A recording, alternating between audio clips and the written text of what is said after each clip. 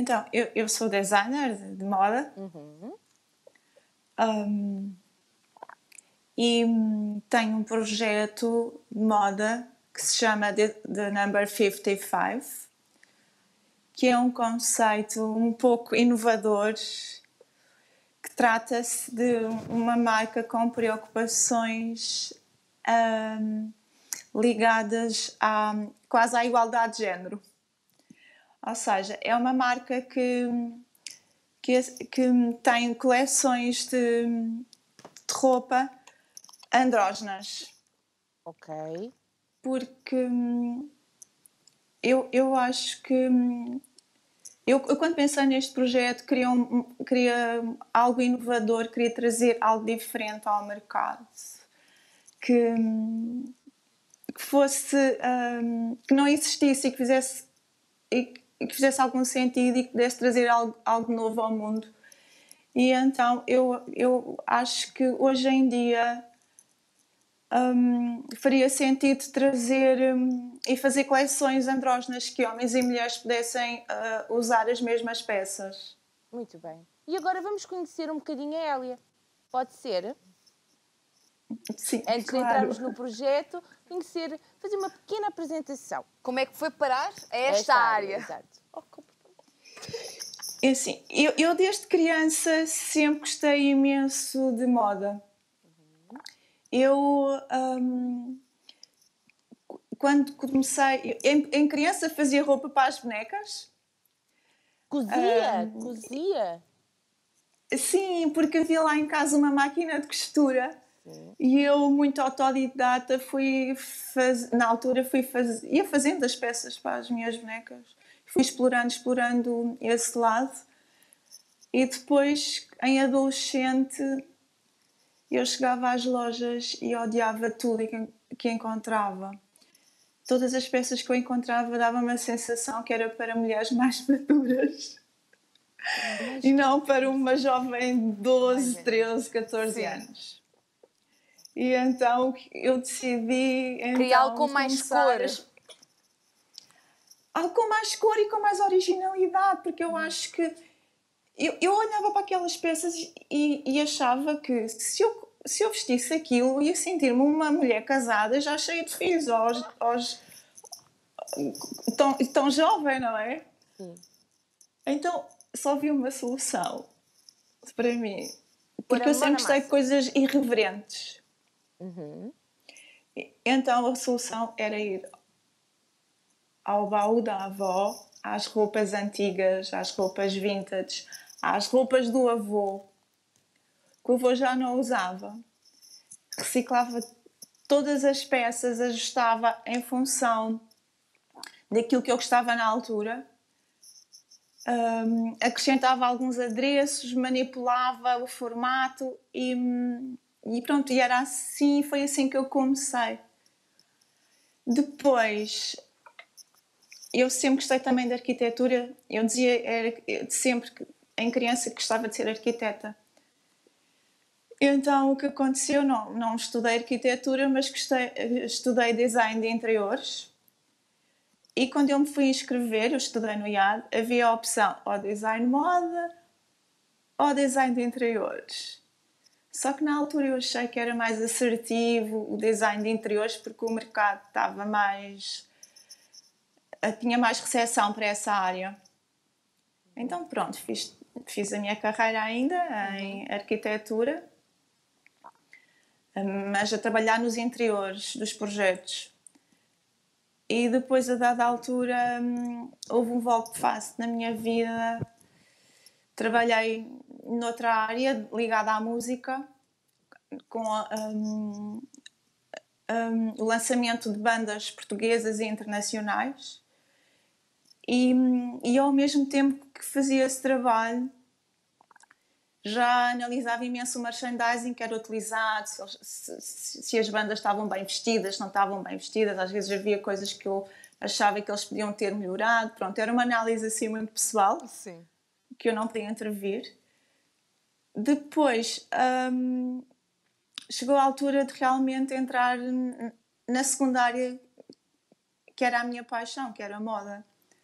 Então fui estudar tudo o que era relacionado com moda. Tirei cursos de styling e consultoria de imagens, estudei maquilhagem profissional, depois estudei a modelagem, molagem e fiz a especialização em design moda depois, mesmo à séria.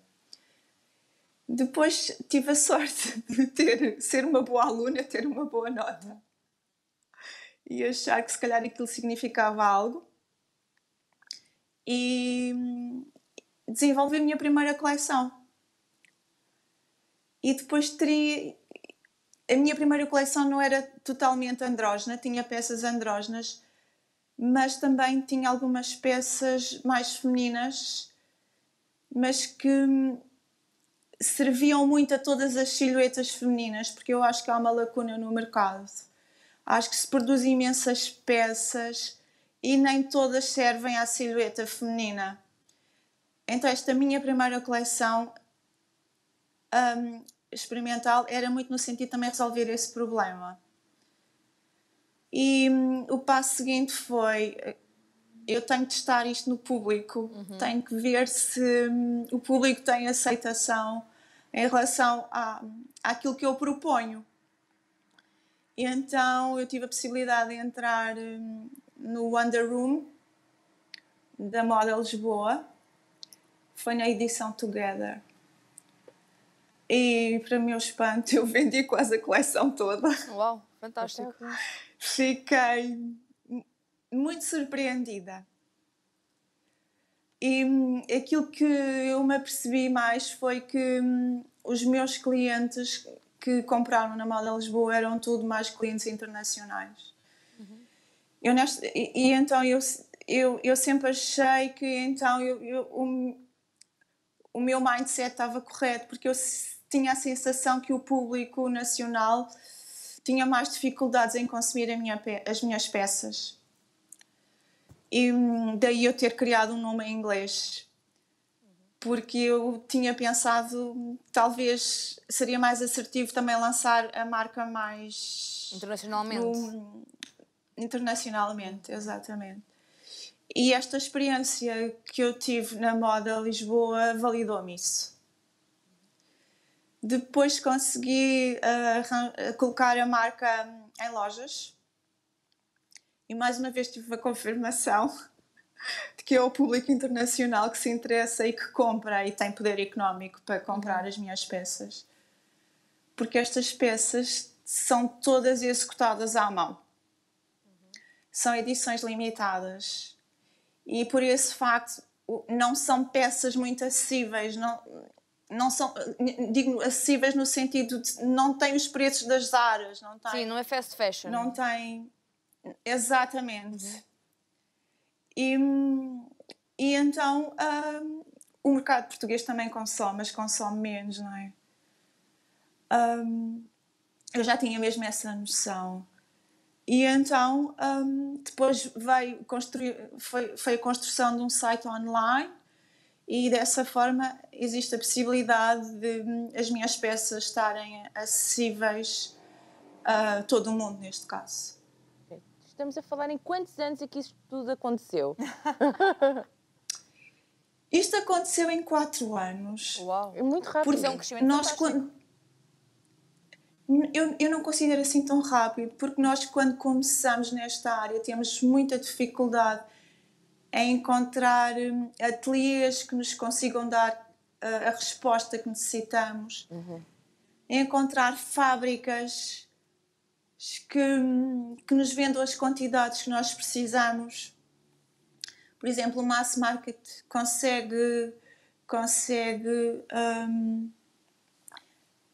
com muita facilidade comprar milhares de metros de tecidos. Quando nós somos marcas mais pequenas, ateliês pequenos, não podemos comprar assim tanta quantidade, então nem todas as fábricas nos vendem metragens mais reduzidas. Então isto leva muito tempo a encontrar e a construir uma estrutura já muito consolidada. E é por isso que... E foi isso que aconteceu ao longo destes 4 anos. Ok. Então, e onde é que veio este nome? Porquê este nome? Este nome vem de uma brincadeira em criança. Não é só o nome, também a inspiração toda da marca e das coleções. Tem a ver com uma memória de infância. Eu tinha uma tia-avó, que foi casada com o embaixador. E eu, em criança, ia à casa dela e enquanto a minha família estava reunida, os meus pais, neste caso, havia uma escadaria lá dentro da casa e a minha brincadeira favorita, sempre que eu lá ia, era subir e descer os degraus, a contagem dos degraus, 1, 2, 3, 4, 5, descia, voltava a contar tudo. E então é desta memória que sai o da Number 55, tem a ver com a contagem dos degraus. Não se cansava. Andava sempre lá de um lado para o outro a pular, por todo lado. Exato. E então eu achei que era interessante. E mesmo aquela casa tinha muita inspiração a nível dos detalhes de interiores, dos jardins. E as minhas peças, muitas delas são inspiradas nisso. Houve uma camisa, inclusive, na primeira coleção, que era aos quadrados, preto e branco, e era inspirado no chão. No chão do hall de entrada. Depois, mesmo estas coleções, esta última coleção é muito inspirada no guarda-roupa masculino, e a próxima coleção que eu estou a desenvolver vai ser inspirada nas festas que existiam lá. E então eu vou buscar muita inspiração a este momento da minha infância. E que tipo de pessoas é que sente que apreciam e que querem um bocado da sua arte que cria através das roupas? São pessoas com um estilo de vida muito irreverente e com uma personalidade muito forte, que gostam de ter uma imagem inovadora. E o The Number 55 acaba por conseguir acrescentar esse valor de irreverência a este tipo de pessoas. Quantas peças fez da primeira vez, da primeira coleção? Eu faço sempre coleções cápsula. Eu considero suficiente apresentar um número reduzido de peças que serão necessário para um complemento de uma imagem. Não vale a pena estar a construir muitas peças, porque depois é mais do mesmo. Isso é o que o mass market faz, o fast fashion faz. E eu considero que se produz muitas peças em fast fashion e que o mercado não tem capacidade de absorver, porque as pessoas não têm uma necessidade diária de consumir moda, não está nas necessidades básicas, estar a comprar roupa diariamente. E eu considero que é o suficiente fazer coleções cápsulas. As coleções cápsulas, para quem não sabe, têm os elementos básicos de um guarda-roupa. Tem umas calças, tem camiseiros, tem um vestido, tem uma saia, tem um grande exterior e estas acabam por ser as peças básicas de uma coleção básica. Quando lança as suas coleções, coloca de parte algumas coisas para si? Coloco. Pois claro, Claro, então já que faz, tem de usar ficar. aquilo que faz. Eu sempre colecionei muita roupa, eu sempre adorei roupa. E ultimamente já não preciso adquirir, é quase mais os básicos, mas as t-shirts de algodão, aquilo que a minha coleção não tem. Porque de resto, para mim faz sentido eu usar as minhas próprias peças. Até porque é a publicidade, as pessoas vão a passar e dizem quem é que fez isto? E querem saber. Se eu não gostar das minhas peças, quem irá gostar? Não é? Pois é verdade.